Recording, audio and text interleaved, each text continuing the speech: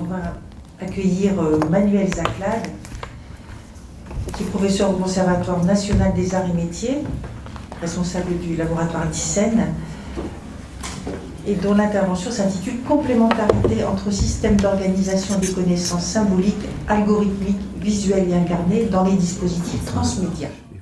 Bon, eh bien, merci beaucoup pour ton invitation, Anne. Donc, on l'a dit, cette journée est pluridisciplinaire. Donc, on va passer des sciences du langage aux sciences de l'information et de la communication, et plus spécialement dans cet exposé aux sciences de l'information, dont je vais beaucoup vous parler. Donc, voilà, complémentarité entre systèmes d'organisation des connaissances. Alors, système d'organisation des connaissances, on parlait avant de système d'organisation de l'information, et vous verrez, en contexte documentaire, c'est très proche de la problématique de l'architecture de l'information. Donc, il y a bien des liens avec notre journée. Donc, je réponds un peu à côté par rapport à la question posée, hein, donc je ne vais pas me répondre à la question de savoir si les langages visuels sont universels, mais plutôt, disons que les langages visuels contribuent toujours à l'organisation et à l'accès au contenu, que ce soit en contexte documentaire ou en contexte extra-documentaire. C'est un peu comme ça que je reformule la question. Alors, voilà un peu le plan que je vais suivre. Hein. D'abord, je vais vous expliquer comment, dans certains contextes, véritablement la théorie du document auquel nous contribuons est au cœur de ce qu'on appelle les sciences de l'information. Donc, quelques mots sur la théorie du document. Rappeler Suzanne Briet, introduire la question de documentarisation, qui est mon approche de la théorie du document et qui lie organisation des connaissances et documents. Et puis je vais vous présenter cette typologie des systèmes d'organisation des connaissances qui était évoquée en introduction. Vous donner quelques exemples de socles visuels, bon, sachant que c'est vraiment un travail en chantier. Moi-même, je n'ai pas encore vraiment travaillé sur cette question, mais on voit que leur importance est de plus en plus significative. Parler ensuite de l'énonciation éditoriale de Souchier et montrer comment finalement le visuel est omniprésent, quels que soient les systèmes d'organisation des connaissances, sauf les systèmes d'organisation des connaissances algorithmiques, les interpréter en tant que métasémiotiques et ouvrir sur les problématiques transmédia. Les problématiques transmédia qui en fait sont liées à mon intérêt pour le co-design, hein, dont il sera question cet après-midi. Voilà. Alors, quelques mots donc sur théorie du document, théorie des sciences de l'information. Là, je repars dans un texte récent où je parle de design de l'information et dans lequel je plaide pour le fait qu'on n'aborde pas le design de l'information uniquement sous l'aspect graphique. Je repars d'une analyse qui avait été faite par Michael Buckland, un grand théoricien du document américain, où il dit finalement, voilà, l'information, il faut la voir sous l'angle du texte, du contenu, sous l'angle des processus, l'action d'informer, hein, quand on dit informer, et sous l'angle du médium. Et en fait, les sciences de l'information, elles sont très clairement positionnées comme étant focalisées sur la problématique du médium et du support. Hein, si on fait une petite typologie dans laquelle on prend les trois dimensions décrites par Buckland, hein, on a les enjeux, alors ça c'est comme ça que je le raconte dans ce texte, de textualisation, de devenir texte, hein, et là finalement les sciences qui sont concernées, c'est plutôt les sciences du texte, littérature, cinéma, sémiotique et autres, sémiotique objet, pardon.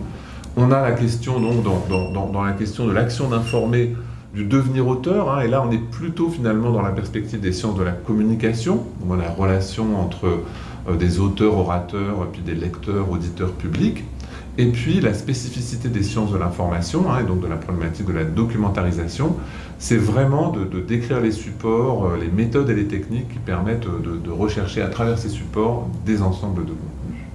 Alors voilà, on peut faire un parallèle tout à fait frappant avec la sémiotique de la pratique de Fontany, hein, puisque on peut dire finalement que les sciences du texte sont du côté des textes énoncés, que les sciences de l'information ou du document sont bien du côté de ces objets, des supports formels d'inscription, que les sciences de la communication relèveraient de la manière dont ces objets circulent dans des scènes pratiques, et les sciences de gestion qu'on pourrait positionner ici seraient plutôt du côté des stratégies. Donc, quelques éléments sur cette tradition francophone de théorisation du document. Donc, ce sont de grands auteurs, hein, Hotelet, le Belge, Suzanne Briet, Méria, Pédoc plus récemment, qui donc sont relayés par quelques collègues américains, notamment Buckland, qui a traduit l'œuvre de Briet. Alors, Suzanne Briet, je ne sais pas si vous avez entendu parler d'elle, dans le sens du langage, ça ne doit pas être des auteurs très... c'est la Madame Documentation française, hein, qui, à un moment donné, dans son ouvrage « Qu'est-ce que la documentation ?» un peu donné des fondations théoriques à ce champ, en se posant la question, elle qui était plutôt bibliothécaire, qui se trouvait dans un environnement plutôt de musée, plutôt patrimonial, est-ce que je fais encore mon métier de documentaliste quand je suis dans cet environnement? Et du coup, elle conceptualise le document, non pas du point de vue de sa forme physique, mais en disant non, en fait, il faut avoir une vision fonctionnelle. Un document, c'est ce qui fait preuve, c'est ce qui a un rôle de témoignage. Et dans le fond, c'est dans cette approche que nous sommes depuis, donc on ne va pas regarder la forme du codex ou la forme du... Mais non, c'est toujours, est-ce que cet objet a une fonction de preuve, de témoignage, de coordination. Ensuite, il y a eu Paul Otlet avec sa théorie bibliographique, qui est l'ancien mot pour théorie de l'organisation des connaissances ou théorie de l'organisation de l'information. Et finalement, toutes ces réflexions un peu sont la matrice intellectuelle des travaux sur la recherche d'information, les métadonnées, les moteurs de recherche, qui sont issus finalement d'un monde universitaire. Vous savez, les fondateurs de Google, d'un monde universitaire américain qui est très très fort dans le document. Alors, quelle est ma définition du document? Donc, quand les artefacts médiateurs ont un support pérenne, qui leur permet donc de circuler dans l'espace et le temps, indépendamment de la gestualité située des acteurs, donc de l'oralité, et que leur fonction est principalement sémiotique ou expressive, alors potentiellement ils pourraient être des documents. Mais ça ne suffit pas, c'est-à-dire que tous les artefacts circulants ne sont pas des documents. Alors dans le cas le plus classique, bien sûr, il faut retranscription avec l'écrit, ou maintenant de plus en plus enregistrement avec toutes les techniques électroniques, mais ensuite il faut que ce support fasse l'objet d'une documentarisation. C'est ça qui va le constituer en support pérenne permettant de circuler dans l'espace et le temps. La documentarisation, en fait, c'est tout le métatexte, métaécriture, métadonnées dans un contexte informatique, qui vont permettre la réutilisation du support dans le cadre de transactions, alors dans mon cadre théorique, j'analyse les échanges en termes de transactions coopératives, de transactions ultérieures de la personne avec elle-même ou avec d'autres personnes. C'est-à-dire finalement à rendre possible la mémorisation et la coordination. Et donc, cette documentarisation, elle peut être très diverse. L'idée, c'est que vous prenez des notes comme ça. Si vous ne notez pas le jour de la prise de notes, l'orateur, la date, finalement, vous allez beaucoup avoir du mal à recontextualiser cet écrit, ce contenu, et donc ça ne va pas constituer pour vous un document. Alors, ça va de l'utilisation de propriétés typographiques variées, souligner, mettre du gras, mais aussi l'utilisation de langage d'organisation des connaissances plus ou moins systématisé. Vous mettez la date, vous utilisez un système d'organisation des connaissances qui permet de se repérer dans le temps en fonction de conventions diverses. Alors voilà un peu une schématisation de ces étapes de la documentarisation. On a un travail de documentation dans lequel on crée ou on sélectionne des contenus. On a des productions sémiotiques qui sont transcrites ou enregistrées sur un support, mais là on n'a qu'un proto-document. Pour qu'on ait véritablement un document, il faut faire cette activité de documentarisation qui va nous donner un primo-document à l'aide de systèmes d'organisation des connaissances ou d'organisation de l'information de toute nature. Et ensuite, bien sûr, ce support va pouvoir être réapproprié et donc donnera lieu à des opérations de redocumentarisation. Quand vous stabilobosez, quand vous mettez des annotations, on sait tous que lire, c'est toujours un peu écrire. Alors, des exemples de systèmes d'organisation des connaissances traditionnels, les classifications universelles utilisées en bibliothéconomie, comme la Dewey, que vous connaissez tous, les thésaurus, les folksonomies, des annuaires Internet, des systèmes de classification à facettes, les index de moteurs de recherche, des systèmes de métadonnées normalisés dans les bibliothèques. Alors là, on est vraiment dans l'organisation de l'information. Quand on parle de système d'organisation des connaissances, on va modéliser non pas simplement des contenus documentaires, mais aussi des situations. Donc il y a vraiment tout un lien avec les enjeux de modélisation au sens large, des cadres, des cartes conceptuelles, des ontologies, vous avez entendu ce terme en informatique, etc., des langages de modélisation divers. Alors maintenant, venons-en donc à une définition de l'organisation des connaissances. Pour moi, l'organisation des connaissances, c'est essentiellement un plan du contenu qui va être concrétisé dans un support. Et comme tout plan, il va remplir les deux fonctions classiques de schématisation, si on veut, de classification, et d'aide à l'anticipation temporelle. C'est pour ça que quand on conçoit, on a besoin de schématiser pour se projeter dans le futur en extrayant les éléments importants et en prenant pas en compte tous les détails. Donc, cette organisation des connaissances, elle va fonctionner à l'intérieur du document pour m'orienter dans les contenus sémiotiques, la table des matières ou l'agencement d'une page ou autre, mais aussi, bien sûr, entre différents documents, quand je suis dans une bibliothèque, et entre les documents et l'environnement eux-mêmes. Pensons à tous les documents numériques avec le GPS, par exemple, où tout d'un coup, mon document s'actualise en fonction de l'endroit où je suis. Alors, voilà, c'était par exemple dans l'exposé de Ludovic et d'Audrey, hein, finalement, quand on parle de schématisation dans la conception, finalement, on révèle une forme d'organisation des connaissances sous-jacente à un dessin plus complexe, plus dense, comme on le disait tout à l'heure. Alors, les SOC peuvent s'appliquer à différents médiums, hein. Je prends souvent l'exemple de la salle d'exposition, avec le catalogue de l'exposition, hein. En fait, on sait bien qu'on peut organiser une exposition de peinture, par exemple, selon différentes logiques. Une logique chronologique, par exemple, au fur et à mesure les œuvres au fur et à mesure de la vie de l'auteur, ou une logique thématique, hein. Je vais prendre plutôt ces personnages, les paysages ou d'autres. Voilà. Bon, bah, ça, finalement, cette organisation des connaissances, on va la retrouver quand on parle d'organisation de l'information dans le catalogue de l'exposition, parce que ça va structurer la table des matières, mais on va aussi le retrouver dans l'agencement des salles d'exposition, hein, qui vont contraindre de manière matérielle le parcours des visiteurs. Donc vous voyez, cette notion d'organisation des connaissances, elle peut s'appliquer à différents médiums, à différents substrats.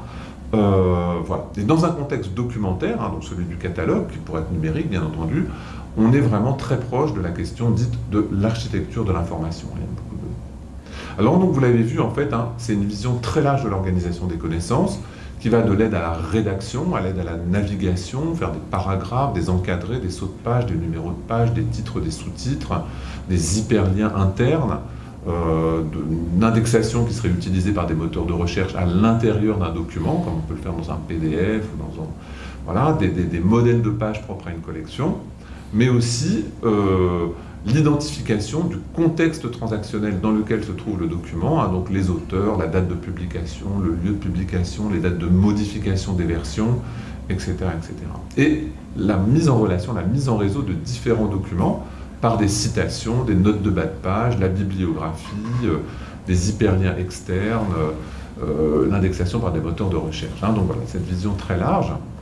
Et donc, les SOC sont finalement une métasémiotique, hein. Je rappelle les définitions de cet excellent site Signosémio là. Les métasémiotiques prennent leur source dans des sémiotiques dotées d'un plan de contrôle.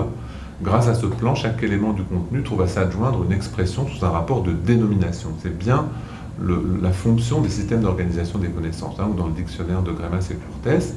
Dans les sémiotiques pluriplanes, Hemschleff distingue les sémiotiques connotatives non scientifiques des métasémiotiques ou sémiotiques scientifiques, et on voit bien que l'organisation des connaissances, quand elle est systématisée, comme dans la classification de Dewey, est bien une forme de sémiotique scientifique. Alors, j'en viens maintenant à la typologie des systèmes d'organisation des connaissances, hein. Donc, j'ai écrit plusieurs textes, voilà, tous les 3-4 ans, on me sollicite là-dessus, donc je remets en chantier ma typologie, qui avance à chaque fois. Donc, en 2010, j'en avais proposé une. En 2012, j'avais proposé des SOC intellectuels automatiques, hein, au sens algorithmique, et sémiotique ou visuel. Sémiotique était assez malheureux, mais c'était à l'époque, je voulais opposer le fait qu'un SOC algorithmique n'est pas sémiotique, hein, au sens où cette dimension calculatoire, il n'y a pas deux niveaux de... Il n'y a pas un niveau d'interprétation. Mais aujourd'hui, là, maintenant, je fais une distinction entre des SOC symboliques, algorithmiques, visuels et incorporés, hein. Alors, bon, par ailleurs, quand je parle de SOC dans d'autres textes, mais là je ne rentre pas dans cette problématique, hein, je me pose la question de savoir quelles sont les ressources décrites par le système d'organisation des connaissances, quel est le format d'expression, quel est le type de sémantique, est-ce qu'elle est référentielle comme dans un SOC algorithmique ou rhétorico-herméneutique, quels sont les principes d'association entre les termes du SOC, etc. etc. Mais là, on ne va pas rentrer dans ce détail. Donc voilà la typologie des SOC, hein. Donc, les SOC symboliques, alors symbolique n'est pas à comprendre ici au sens religieux, ou, hein, c'est symbolique, c'est au sens où en intelligence artificielle symbolique, on dit basé sur du texte, quoi, finalement, hein. Donc c'est une vision un peu pauvre, mais ça a l'intérêt donc de l'opposer clairement au SOC algorithmique ou au SOC visuel et incarné, hein. Ces deux catégories de SOC n'étant pas calculables, c'est-à-dire que autant quand j'ai un SOC symbolique, hein, beaucoup basé sur du texte, bien sûr algorithmique, je peux utiliser l'ordinateur pour faire des recherches, pour faire du classement, autant quand j'ai une image, c'est beaucoup plus difficile de l'interpréter. Bon, même si avec les réseaux de neurones on progresse, voilà, ça ne peut pas en termes d'organisation des connaissances fonctionner de cette manière. Alors, je rentre dans le détail des différents SOC symboliques. Donc, que j'appelais avant socle intellectuel. Donc il y a tous les systèmes d'organisation des connaissances épistémiques spécialisés. C'est toutes les taxonomies scientifiques qu'on a trouvées dans le champ des sciences naturelles, mais qu'on trouve aussi dans les religions ou autres, dans lesquelles je classe le monde comme Aristote le faisait. Donc c'est déjà un premier support de système d'organisation des connaissances que les gens vont utiliser pour organiser les savoirs.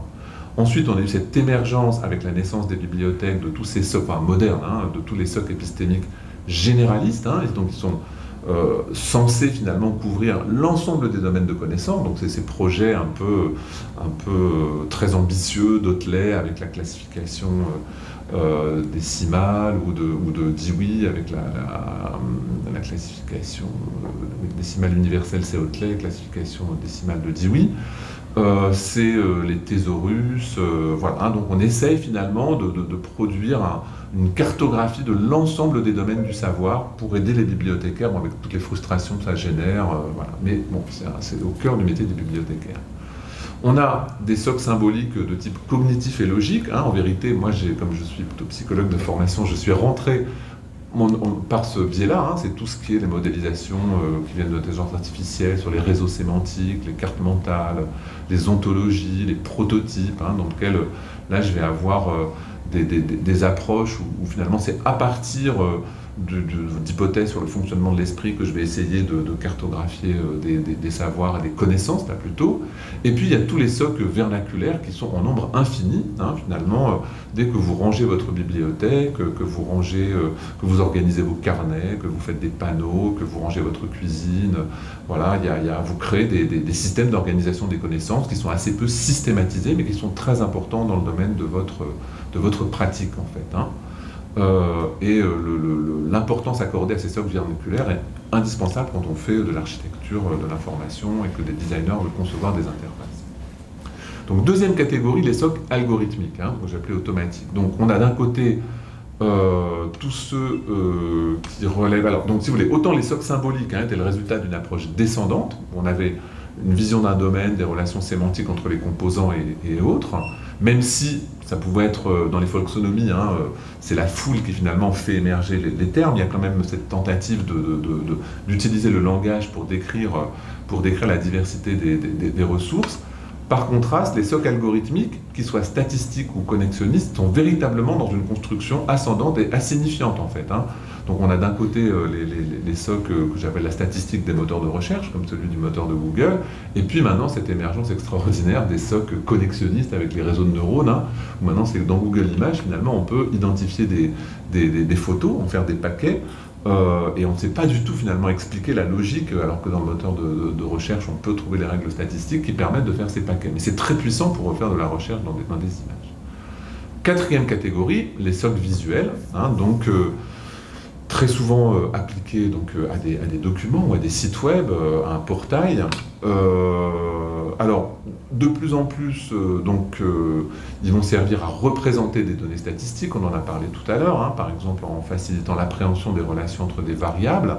Et ils sont très divers, ça va de la cartographie à l'iconologie qu'on a évoquée, et à différentes formes de schématisation plus ou moins conventionnelles. On va les utiliser pour s'orienter dans l'espace, la carte, la signalétique, pour représenter des réseaux, pour faire de la facilitation graphique dans une réunion, pour faire de l'analyse de corpus et autres.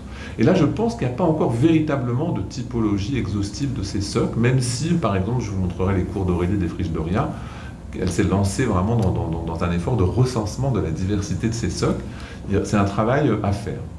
Et enfin, les socles incarnés, qui est une catégorie que je ne prenais pas en compte au préalable. Bien sûr, on pourrait considérer qu'un support de document est incarné, mais là, je parle de choses qui ne correspondent pas à de l'écriture. C'est l'exemple du musée, dans lequel je vais contraindre un parcours à l'aide d'une architecture. Donc finalement, ce sont des affordances perceptives, ce sont des choses qui vont contraindre les corps. Les exemples connus, c'est aussi l'arrangement des ingrédients sur le plan d'une cuisine pour préparer une recette. Finalement, j'utilise les relations topologiques parce que je sais qu'il y a un ordre dans mon action, mais il n'y a pas d'explicitation, qu'elle soit linguistique, algorithmique ou visuelle finalement. C'est vraiment l'espace que j'utilise. Alors, quelques exemples de socles visuels dont une typologie reste à construire. Je ne vais pas beaucoup élaborer, mais ça permet de concrétiser. Voilà, typiquement une page de magazine, hein, vous voyez, il y a une organisation des connaissances implicite qui est portée par la typographie, qui est portée par l'agencement spatial. Alors ça, les designers de sites web, on l'a vu tout à l'heure, connaissent très bien ce genre d'organisation des connaissances. Là, quelque chose qui est complètement ancré dans une image, hein, vous voyez, mais on pourrait imaginer, finalement, il y a une forme de cette frontispice de la première encyclopédie censée vanter le triomphe de la civilisation, tu connais sûrement Anne beaucoup mieux que moi, et donc finalement on voit bien que les différentes zones et leur ordonnancement correspondent aux différents domaines de connaissances en fait, hein, et on voit bien comment une image comme celle-ci pourrait être cliquable, et là on aurait bien un système d'organisation des connaissances visuelles, mais non calculable si on n'explicite pas la sémantique des relations sous-jacentes. D'autres systèmes d'organisation des connaissances très connus, basés sur des schémas, avec des relations,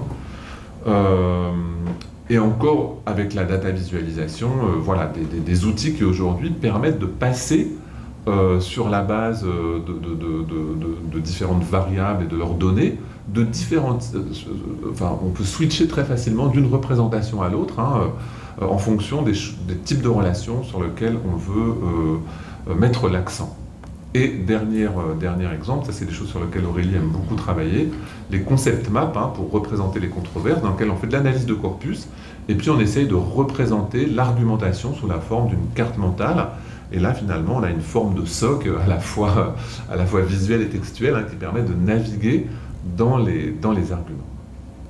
Alors, j'en viens maintenant à la question de l'intrication entre les socles symboliques et visuels, en montrant bien à quel point c'est difficile de les dissocier, hein. Je repars du modèle de l'énonciation éditoriale d'Emmanuel Souchier, qui vont montrer comment, dans un contexte de livre ou dans un contexte de web, il y a toujours une double concrétisation textuelle, enfin au sens d'un écrit conventionnel, il y a toujours une typographie, mais disons plus ou moins signifiante, et visuelle. Alors, qu'est-ce que c'est que l'énonciation éditoriale pour Emmanuel Souchier? Alors ça, c'est Genet qui définit, hein.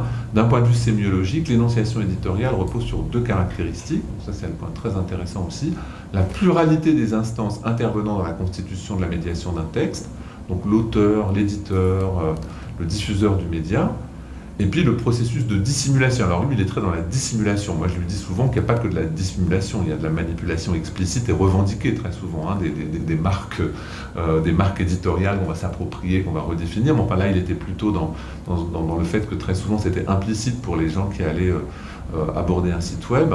Processus de dissimulation des marques d'énonciation éditoriale à travers l'image du texte, hein, c'est-à-dire une indétermination du sens et de la forme qui participe activement de l'élaboration des textes.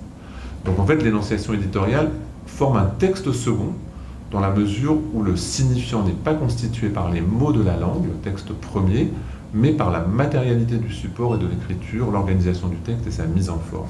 Donc ça renvoie à un point très important sur lequel je ne vais pas beaucoup m'approfondir ici, mais qui est la division du travail de documentarisation et en fait la dimension toujours collective des processus de documentarisation, hein, depuis l'auteur qui lui-même va structurer ses paragraphes, va utiliser des feuilles de style et autres, l'éditeur qui va contraindre dans un genre son expression, qui est à la fois une ressource et une contrainte, la distribution, on a parlé tout à l'heure, hein, de la diffusion et de la manière dont le libraire et le bibliothécaire intervenaient tout à fait aussi dans la caractérisation, dans l'architecture de l'information, et puis de l'appropriation faite par le lecteur lui-même.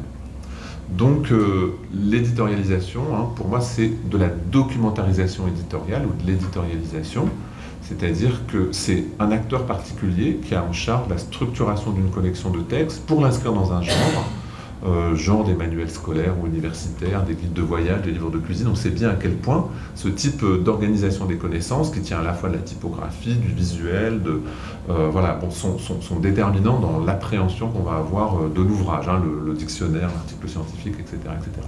Et aujourd'hui, bien sûr, on est confronté à plein de genres numériques qui ne sont pas encore stabilisés, même si on peut repérer de nombreux genres éditoriaux, comme dans la pratique des blogs, de Facebook, d'Instagram. Hein. Les gens disent qu'ils vont utiliser Instagram selon une certaine logique et pas une autre, etc., etc. Donc j'en viens à des réflexions conclusives.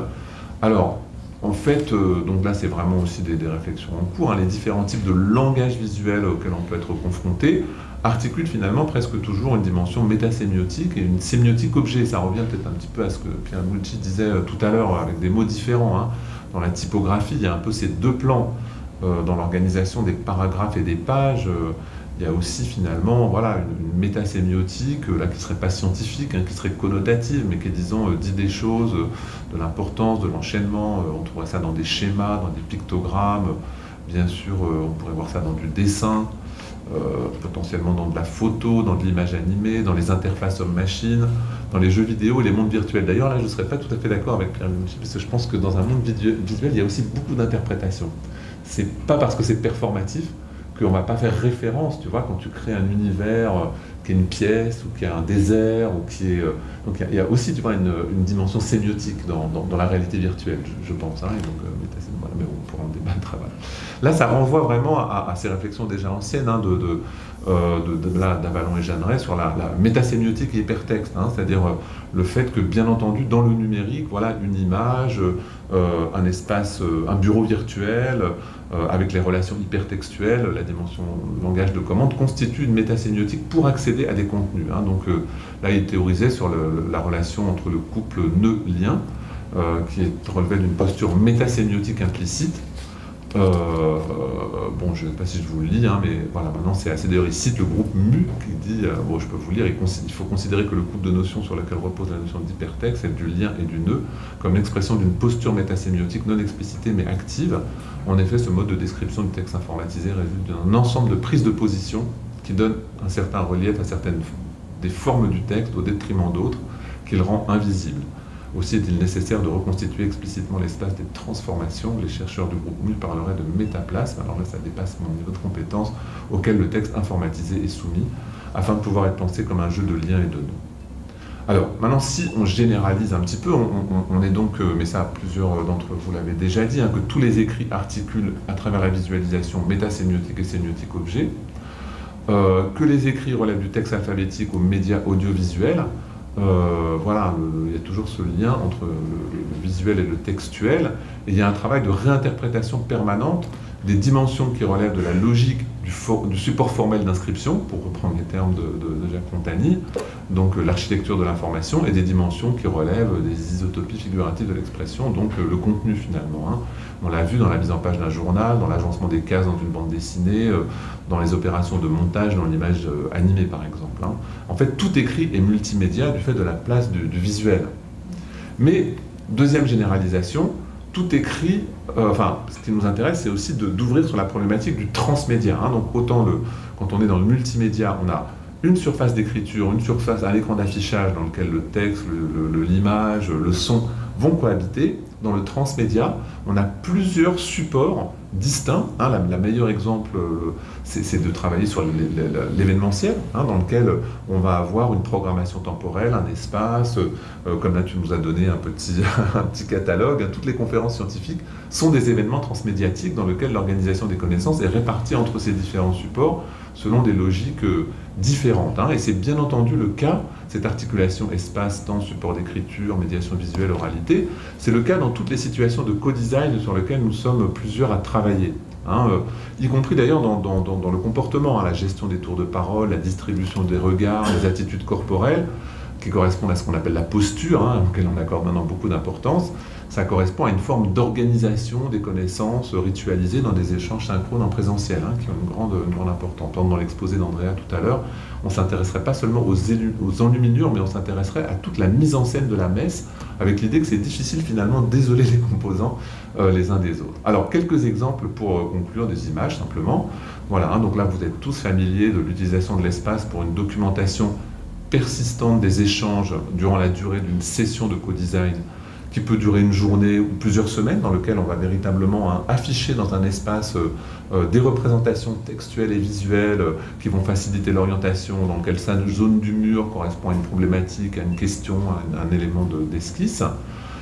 Des exemples de choses qu'on trouve beaucoup, alors là c'est mon collègue, donc je vais faire un clin d'œil tout à l'heure à Céline, c'est mon collègue Gilles Garel, et là c'est Greg Serikov dans un projet de recherche qu'on démarre. Vous voyez, ça c'est ce qu'on appelle la facilitation graphique. Hein. Donc maintenant de plus en plus, vous avez, pendant que quelqu'un parle ou qu'un groupe s'exprime, des facilitateurs graphiques qui vont faire une représentation visuelle, schématique. Alors là, elle est très diagrammatique, mais des fois, c'est véritablement du dessin. Hein, ça contribue véritablement à la mémorisation, à la focalisation et autres. Et là, une petite photo où on voit Céline ici, Donc vous voyez, l'organisation des chaises, hein, qui est importante pour constituer un cercle, un système d'affichage à base de tableaux, c'est très important que le groupe soit devant un tableau pour focaliser l'attention, l'importance de la schématisation visuelle, on l'a déjà vu, et par exemple l'utilisation systématique de photos pour documenter les sessions, c'est maintenant un rituel complet, à la fin on va photographier tous les post-it, ça va constituer la documentation. Voilà. Merci.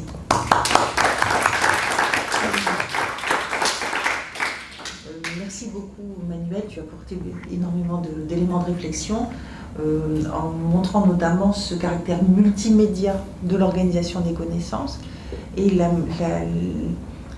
l'impossibilité, comme tu le dis, de détacher le textuel et le visuel.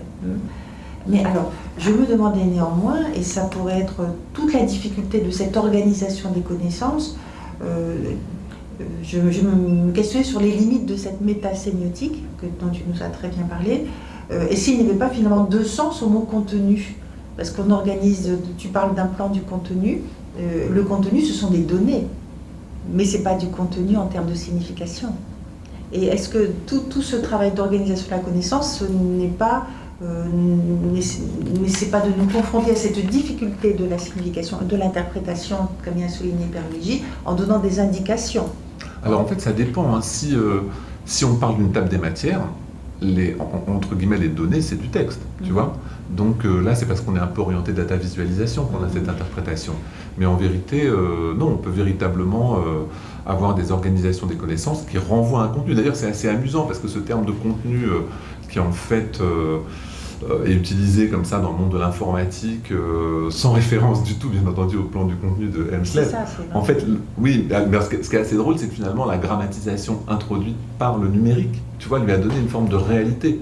C'est-à-dire que tout d'un coup, alors que comme on le disait pour le livre religieux, il y a impossibilité de séparer le médium du contenu, qui tous les deux ont un caractère sacré, avec l'informatisation, il y a une forme de détachement, même si bien entendu la réception dépend toujours du support, il est quand même possible, tu vois, de transférer. Donc je me faisais la réflexion là que dans le fond, le numérique donne une forme tu vois, de concrétisation, de matérialisation à cette substance. de séparation contenu-expression un peu.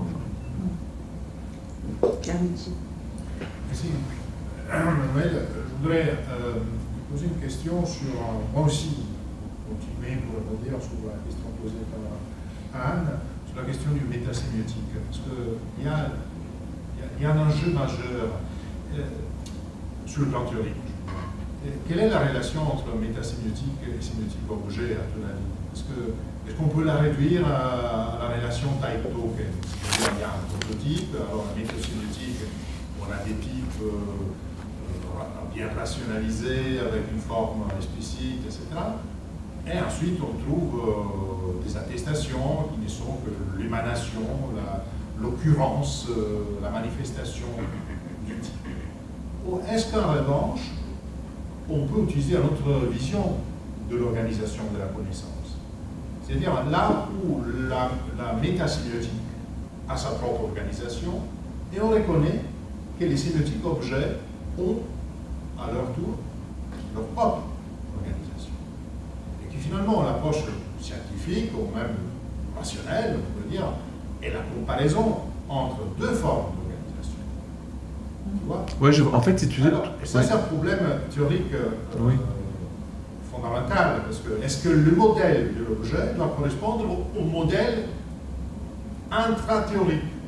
Est-ce qu'il y a une sorte d'isomorphisme entre la schématisation qu'on trouve dans la théorie et la schématisation qu'on trouve dans l'objet? Ou est-ce que la mobilisation d'un langage méta est finalement pour construire une comparaison contrastive qui aide à conceptualiser l'objet en reconnaissant que l'objet a sa propre Oui, je comprends très bien ce que tu me dis. Je te pose cette question parce que finalement, est-ce qu'on pourrait avoir un modèle, je ne sais pas s'il existe ce modèle dans l'organisation de la connaissance, système d'organisation, où on montre que l'objet résiste au métalangage et que donc il faut aborder le même objet à travers plusieurs parcours. Parce que s'il y a une résistance, je peux éventuellement montrer une schématisation qui peut résumer, synthétiser la position de l'objet, mais il y a une résistance de l'objet, et donc il faut trouver d'autres parcours. Tout à fait, tout à fait. Je vais te dire en fait, moi je suis retombé sur cette question de métasémiotique, n'étant pas sémioticien, justement quand je me battais, parce que moi j'ai tout un parcours en informatique, en ingénierie des connaissances, dans lequel à un moment donné, ce qui a été très à la mode, c'est les ontologies formelles. Et en fait, les ontologies formelles, très vite, ça a été rabattu sur de la pure logique, avec la notion d'un métalangage, comme tu dis, un type token et tout ça. Et nous, on a très vite dit, mais ça c'est impossible, dès qu'on est dans des contenus culturels complexes, c'est impossible de trouver des ontologies universelles. D'ailleurs, c'était la revendication des ontologues formels, c'est de dire, bon oui, on va trouver des façons de modéliser, ce sera vrai pour le tourisme dans sa globalité sur toute la planète. Et nous, on disait non, voilà, le tourisme, je sais pas quoi, italien, français, américain, non, c'est culturellement dépendant, on ne peut pas se mettre d'accord, voilà. Donc justement, on est revenu en disant que le web socio-sémantique, c'était une métasémiotique et pas un métalangage, tu vois. Autant, donc on travaillait là-dessus, alors tu vois, donc autant les ontologies, c'est vraiment c'est pas des sémiotiques, c'est des métalangages qui renvoient de manière univoque, référentielle à des contenus qui sont, comme tu dis, le niveau objet totalement voilà, explicité, alors que la métasémiotique, celle du thésaurus par exemple, ou celle de, tu vois, tu dois interpréter ton thésaurus finalement pour arriver au texte, parce que le thésaurus, tu es conscient qu'il est en langue, qu'il peut être en anglais, qu'il peut être en français, qu'il peut être... Et que du coup, voilà, t'as une double interprétation, quoi, au niveau de la métasémiotique et au niveau du... Donc, je pense que ça existe, des situations où il y a des métalangages, tu vois, quand on est dans des situations de pratique extrêmement codifiées, très univoques, on peut toujours avoir des espaces, tu vois, où le métalangage, c'est pertinent voilà. Mais en fait, la plupart des situations, on est dans des métasémiotiques qui relèvent de ce que tu dis, pas des systèmes d'interprétation. Merci. Autre question?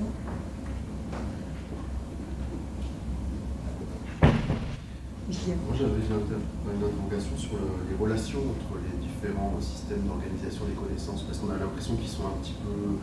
il y a ce système, et finalement, ils sont quand même aujourd'hui toujours en interconnexion, donc il y a vraiment des relations. Et quand on conçoit, je pense au design web, il y a un système qui prend le dessus sur l'autre dans le temps, avec des styles. Alors, moi, j'ai travaillé sur l'hypertexte, qui est quand même à l'origine justement un système plutôt symbolique, où on organise les données, plus général, plus précis, avec des... c'est bien structuré. On est passé au monopage qui est plus narratif, mais finalement dans le monopage on y intègre ce qu'ils appellent maintenant le card design, c'est-à-dire des parties qui relèvent de l'algorithmique, c'est-à-dire qu'il y a des parties qui sont prévues vraiment à l'avance, mais après il y a des parties qui sont décidées par, on va dire, Google, l'informatique des prestataires, mais statistiquement il va faire apparaître un contenu qui n'était pas prévu.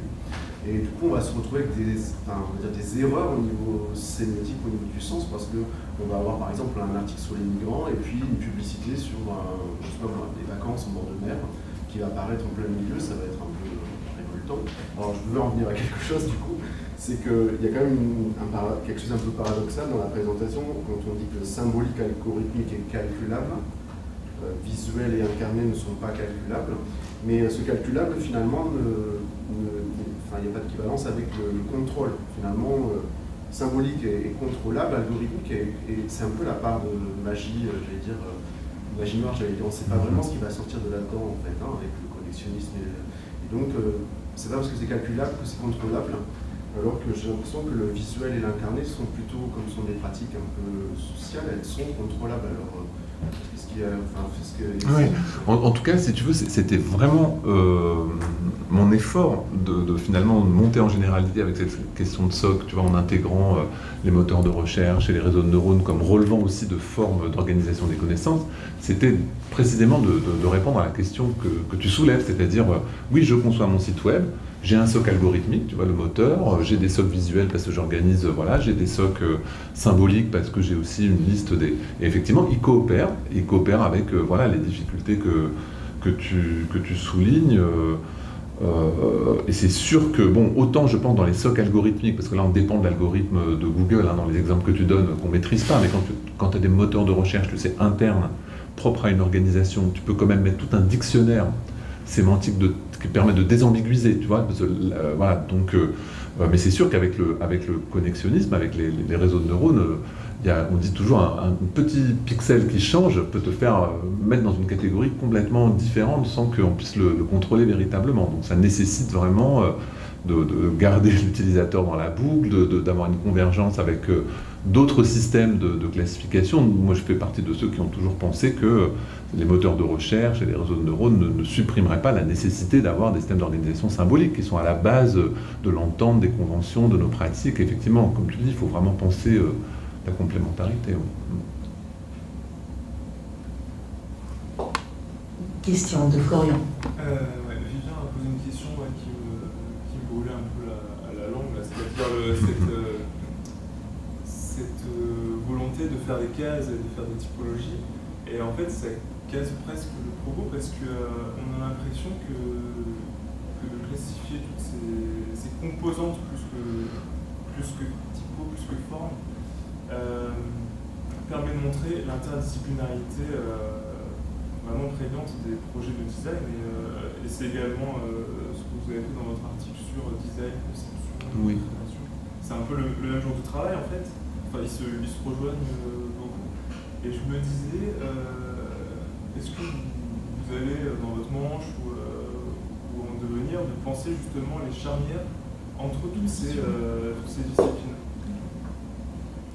Donc là, en l'occurrence, entre la discipline de l'organisation des connaissances et celle du design via le design d'information, par exemple. De toute façon, elle est là parce que c'est très interconnecté. Et puis on a besoin de métiers du design dans justement la réalisation de ces systèmes d'organisation de la connaissance, mais plutôt entre les composantes, c'est-à-dire, comme disait Vivien, quand on met en place une plateforme web, que ce soit pour exposer, je sais pas, la galerie d'un artiste, ou que ce soit pour mettre un site web de revue par exemple, on va avoir toutes les typologies que vous avez citées. On va avoir des algorithmes qui vont faire à notre place de l'indexation, qui vont faire de la data viz, des choses comme ça.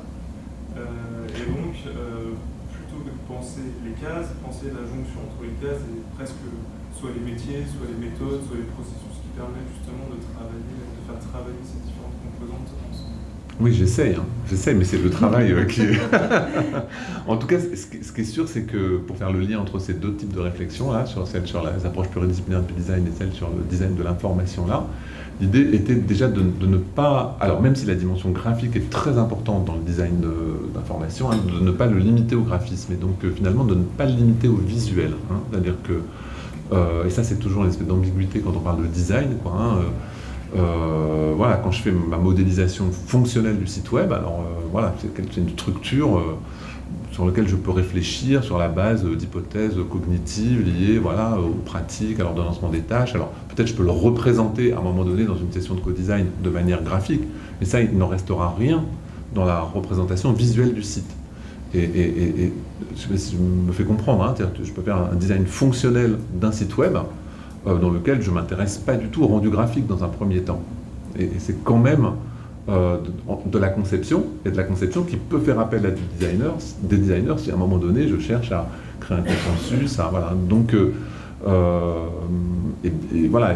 Et du coup, effectivement, on pourrait dire que chaque phase de la conception peut faire appel à des formes d'organisation des connaissances, des schématisations finalement, différentes de l'objet qu'on doit créer, concevoir, qui relève voilà, de ces... Enfin, ça ouvrirait donc des recherches sur les formes d'articulation entre ces formes de représentation, comment elles interviennent dans le projet, quelle est leur complémentarité, sachant que pour nous, là, vraiment, ce qui nous amuse le plus, c'est qu'on n'est plus que face à un écran. C'est ce que les designers de services disent toujours, de façon... on essaye de prendre en compte de manière plus transmédiatique, plus globale, une expérience de service dans laquelle l'écran, le document papier ne sont qu'un temps, et donc à essayer de voir un peu les plus ou moins isomorphies entre différentes organisations des connaissances sur différents supports, sur différents médias. On va s'arrêter là pour ce matin en remerciant à nouveau Manuel.